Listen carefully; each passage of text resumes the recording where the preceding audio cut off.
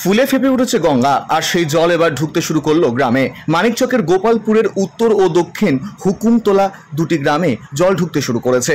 হু হু করে গ্রামে ঢুকছে জল। বন্যার আশঙ্কায় গোটা গোপালপুরবাসী। 24 ঘন্টা ধরে জল গ্রামে ঢুকলেও প্রশাসনের তরফে বিশেষ কোনো ব্যবস্থা নেয়নি বা নেওয়া হয়নি বলে অভিযোগ এলাকাবাসীর। সামান্য কিছু বালির বস্তা দিয়ে জল আটকানোর চেষ্টা করেছে প্রশাসন, তবে সেটি যে যথেষ্ট নয় ছবি স্পষ্ট করছে তা। সেই বালির উপর দিয়ে জল গ্রামের মধ্যে হু হু করে ঢুকছে। চরম বিপদে পড়বে উত্তর ও দক্ষিণ হুকুমতলার প্রায় 600 পরিবার। মালদার মানিকচক ব্লকের গোপালপুর অঞ্চলের উত্তর ও দক্ষিণ হুকুমতলা প্লাবিত হচ্ছে।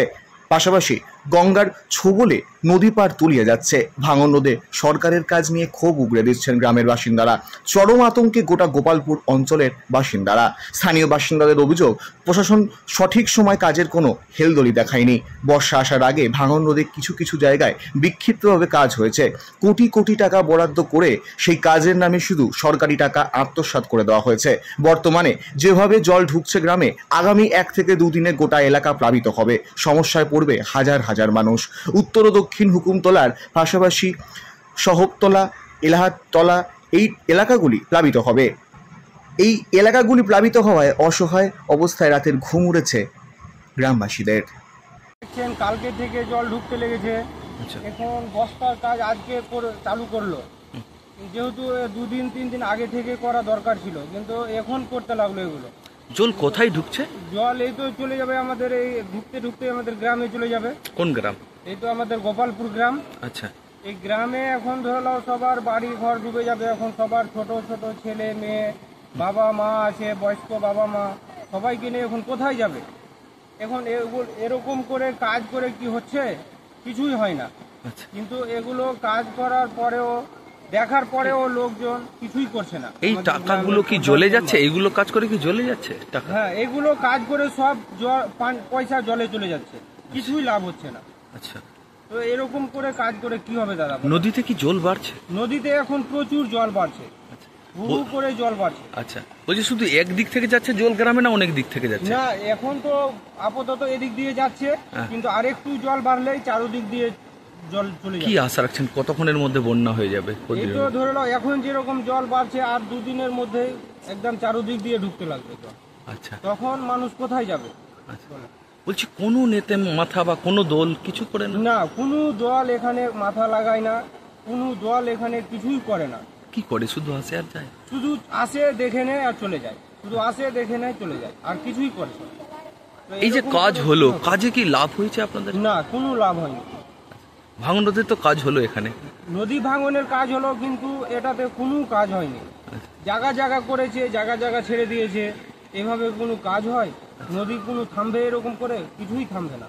আচ্ছা, কিন্তু এখন আমাদের যে পঞ্চায়েতের কাজ এসেছিল, এরা শুধু পয়সা জলে ফেলছে। পয়সা যদি এর চেয়ে পয়সাটুকু যদি নদীর ধারে ধারে দিত তো নদী থামতো, কিন্তু বস্তা দিয়ে কিছুই কাজ হচ্ছে। আচ্ছা, কিসের কাজ হলে ভালো হতো? এখানে কাজ পাথর দিয়ে কাজ করতে হবে, তাহলে নদীটা থামবে কিছুটা। আচ্ছা, বলছি কি দাবি রাখছেন আপনারা? আমরা দাবি রাখছি এখন যে এখানে পাথর দিয়ে ভালোভাবে কাজ হোক। রাত কিভাবে কাটছে? রাত চিন্তিত কাটছে দাদা, কি বলবো, রাত্রে ঘুম হয় না, কখন জল চলে যাবে কোনো গ্যারান্টি নাই। আপনার নাম? আমার নাম সিটু হক। বাড়ি গোপালপুর। এখানে রাস্তায় বন্যার জল ঢুকছে। আচ্ছা, মোটামুটি 500-700 ঘর আছে। আচ্ছা, এখন জল ঢুকছে, কি হবে তাদের পরিস্থিতি এখন? কখন থেকে জল ঢুকছে? এই কাল থেকে ঢুকছে। আচ্ছা, কি মনে হচ্ছে যে বন্যা হয়ে যাবে? বন্যা হয়ে যাবে, হয়ে গেল এই কালকার মধ্যে আমাদের বাড়ি করছে। আচ্ছা, কত বাড়িগুলো এরকম জলের তলায় যেতে পারে? 500 ঘর। আচ্ছা, বলছি এটা কোন এলাকা? কোন এলাকা এটা? এটা দক্ষিণ হুকুমতলা। আচ্ছা, বলছি এই যে জল ঢুকছে গ্রামে, এর কোনো ব্যবস্থা কি হয়েছে? না, কিছু না, কোনো ব্যবস্থা হচ্ছে না। কোনো ব্যবস্থা। আচ্ছা, কি ভাবছেন? কোন ভয়ে আছেন? ভয় টয় লাগছে? ভয় লাগবে না নদীর পানি? আচ্ছা, কি ভয়, কিসের ভয় করছেন?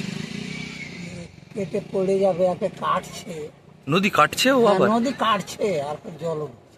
আচ্ছা, জল ঢোকা হয়তো সমস্যা হলো যে থাকতে পারা যাবে না, নদী কাটলে রাতে রাতে ভয় করে পালাইতে হবে, ওটাই হলো ভয়। এখন কিভাবে কাটাচ্ছেন রাত? ওই তো এই তো আলা জ্বালিয়ে দিছি, আচ্ছা, আর এই তো চেয়ারে বসছি, একজন বসছে, ফের যাচ্ছে একজন ঘুমাইতে, ফের একজন বসছে, এইরকম তো আচ্ছা, মানে পাহারা দিচ্ছেন নদীকে, দেখছেন? হ্যাঁ, এই তো আলো দিয়েছি রাত্রে, আচ্ছা অন্ধকারে তো থাকা যায় না, আচ্ছা। তখন আলোটা দিয়ে এরকম চেয়ারে বসে থাকছি। কি নাম আপনার? আমার নাম হচ্ছে মানিরুদ্দিন। ঠিক আছে। মালদা থেকে পরিতোষ সরকারের রিপোর্ট, কুলিক নিউজ।